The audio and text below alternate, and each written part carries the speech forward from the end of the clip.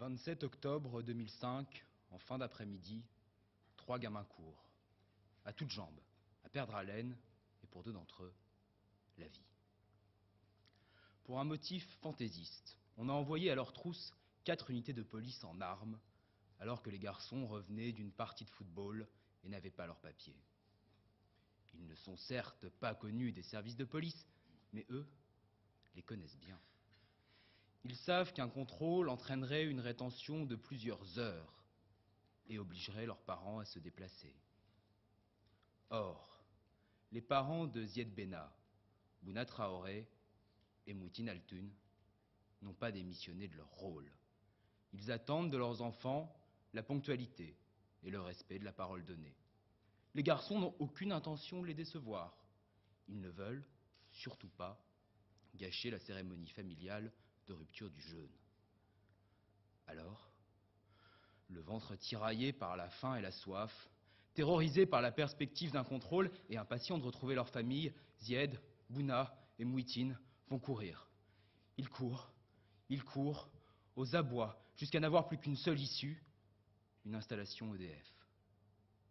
Partout, les signes indiquent un danger de mort, mais la peur est plus forte.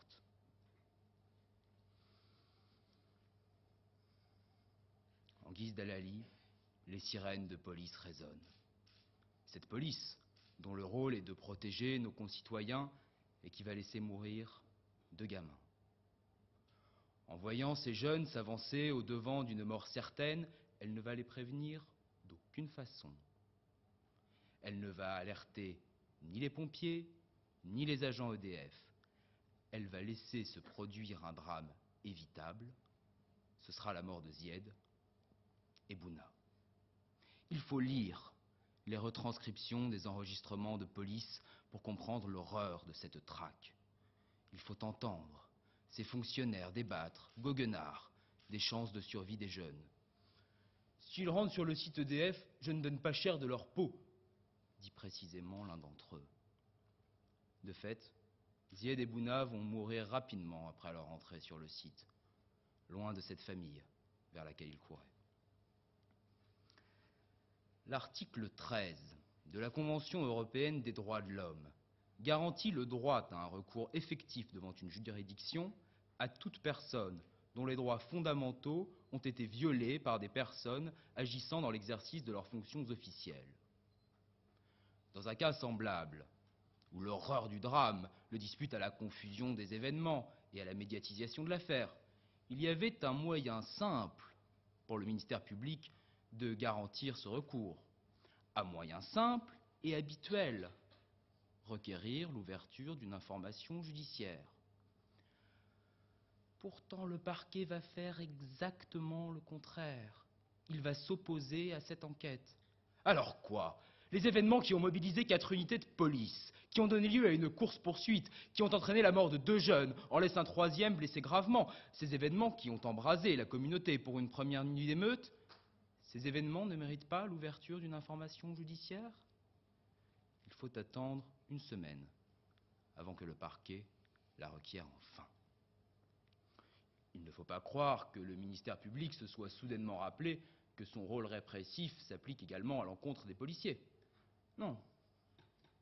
Il n'agit que sous la pression du dépôt de plainte avec constitution de partie civile remis très solennellement par les avocats des familles des victimes. Car les familles ont eu ce réflexe républicain de prendre des avocats, de donner à leur colère légitime une rage légaliste. Et ces familles sont entrées en procédure comme on entre dans les ordres, avec une foi inébranlable dans la justice de leur pays. C'est à cette confiance, sans foi trahie, que la procédure doit d'avoir avancé. Car l'épisode de l'information judiciaire n'est que le premier avatar d'une politique mise en œuvre par le parquet et qui le verra éviter d'accomplir toute diligence qui pourrait mettre en cause la police, toute diligence qui le verrait remplir le rôle de l'accusation, éviter en un mot d'accomplir son rôle.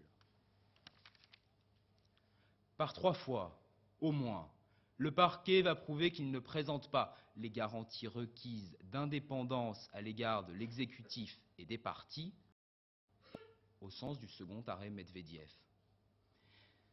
Il faut revenir un instant sur les indulgences distribuées par la procureure pour mesurer combien l'identité des personnes mises en cause a privé les parties civiles d'un parquet efficace et partant d'un procès équitable.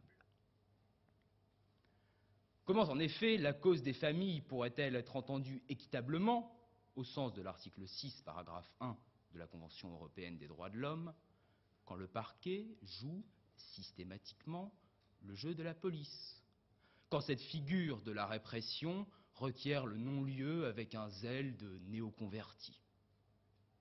Ce parti pris du parquet est d'autant plus sensible si on le met en regard des conclusions des juges d'instruction.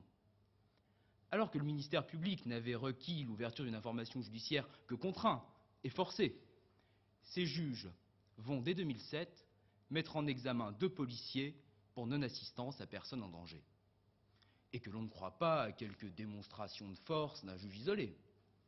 Cette mise en examen découle d'une enquête précise et indépendante, à l'occasion de laquelle l'inspection générale des services a précisé que si EDF avait été avisé au moment où le gardien de la paix constatait que les jeunes étaient susceptibles d'entrer dans la centrale, les agents EDF seraient intervenus un quart d'heure avant que ne se produise l'accident. Mais c'est la définition de la non-assistance à personne en danger que nous donne l'inspection générale des services. Où est alors l'équité quand, de façon inexcusable, injustifiable, et malgré ses avis sans équivoque de l'IGS, le parquet requiert le non-lieu? Comment considérer que les familles des victimes ont un accès naturel à la justice quand le ministère public multiplie les entraves? Car le parquet va pousser la connivence et la collusion jusqu'à faire à 2 reprises ce réquisitoire scélérat. Une première fois le 9 septembre 2010, avant que ne soit prononcé le renvoi. Malgré ce réquisitoire, les juges d'instruction vont le prononcer, ce renvoi. Faisant alors fi de toute indépendance à l'égard des parties, la procureure de la République de Bobigny va saisir la chambre de l'instruction de la cour d'appel pour que soient de nouveau examinés les faits ayant entraîné le renvoi des policiers devant leur juge.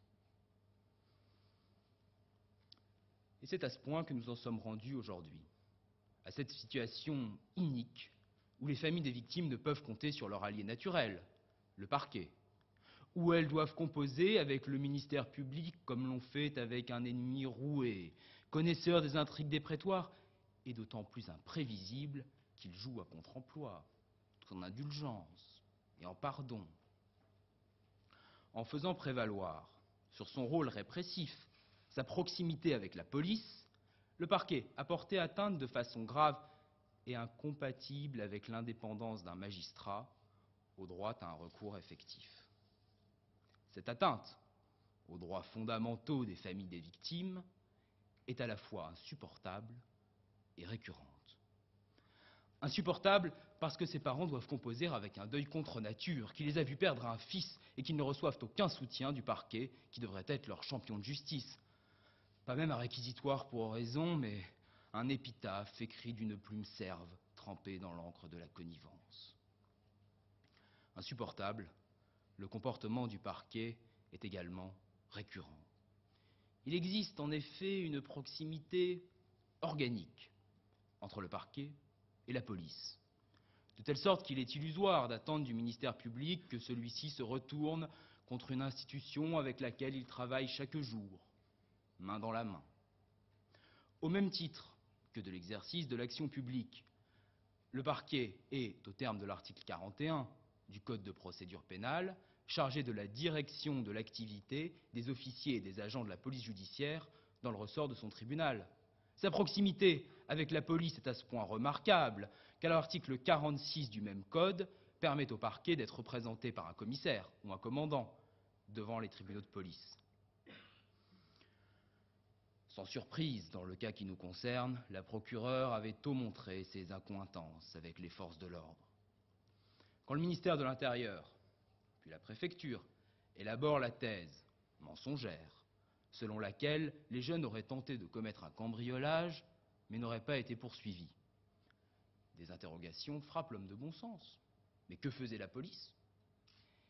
Et pourquoi donc le parquet se sent-il obligé de souscrire à cette thèse dont on découvrira par la suite qu'elle n'avait aucun fondement? La station debout est-elle à ce point insupportable à ces magistrats pour qu'ils se couchent tant devant l'exécutif que la police? Élargissons même, et l'on verra que les membres du parquet ont toujours cette tendance à quitter leur toge de ster janséniste pour revêtir les habits de la miséricorde dès lors que les accusés portent le bleu glacier. À Bobigny, toujours, le parquet requérait de modestes peines, avec sursis, dans l'affaire des 7 policiers ayant accusé un homme à tort pour couvrir leurs erreurs. Là encore, le parquet fit appel de la condamnation prononcée par les juges et trop sévère à son goût. Aux policiers la miséricorde, à leurs victimes le chemin de croix. Alors dans cette affaire du transformateur, les faits sont atroces. L'horreur fut à l'époque telle que ce pays s'embrasa. Le temps de la justice n'est pas celui des embrasements. Dans les arcanes de sa procédure, les esprits les plus révoltés peuvent perdre de vue le juste motif de leur indignation. Je veux rappeler ici que l'horreur est la même aujourd'hui qu'il y a 5 ans, que les familles des victimes ont toujours le droit à un recours effectif, que ce droit est d'autant plus urgent qu'elles l'attendent depuis maintenant 5 ans. En déniant ce droit, on accorderait un blanc-seing à l'horreur et un sauf-conduit au bourreau. Alors bien sûr, l'âge des victimes me les rend proche. Nous avons grandi dans le même pays et dans des quartiers similaires. J'ai 100 fois commis ce crime impardonnable d'aller jouer au football sans papier. Par chance, ce n'était pas à Bobigny et le nombre de gardes à vue ne tenait pas encore lieu de politique pénale. Mais je continue de presser le pas quand je vois la brigade anticriminalité rôder.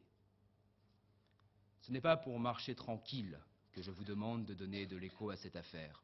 Je n'espère d'ailleurs aucune condamnation, mais simplement un procès équitable où le parquet remplisse son rôle. En plaidant cette cause, je souhaite que le mémorial de Caen braque sur cette affaire la lumière qu'une certaine presse refuse de lui donner. La lumière qui empêchera les petits arrangements entre amis de se perpétuer. La lumière de l'équité contre les ombres de la connivence.